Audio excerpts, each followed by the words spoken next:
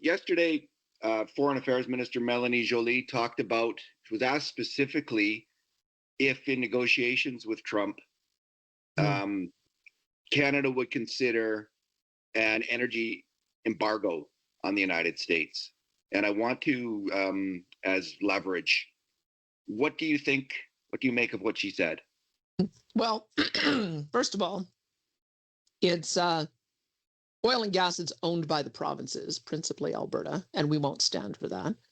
And you should never, ever threaten something you cannot do. And I would encourage the minister to look at a map of where Line 5 goes. Line 5 comes down through Michigan to get to Sarnia. And then that feeds the bulk of the supply needed for Ontario and connects with Line 9, which feeds the bulk of the product needed for Quebec. And so if you cut off that line, you are cutting off Ontario and Quebec.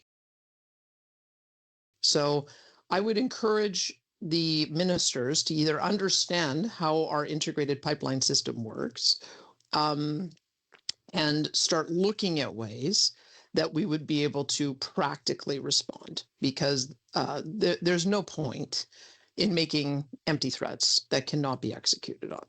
So there are other things I'm sure that that we'll all talk about collectively, but let's just remember how integrated our markets are with the Enbridge system, the TC Energy system, that we have a product going back and forth across the border every single day.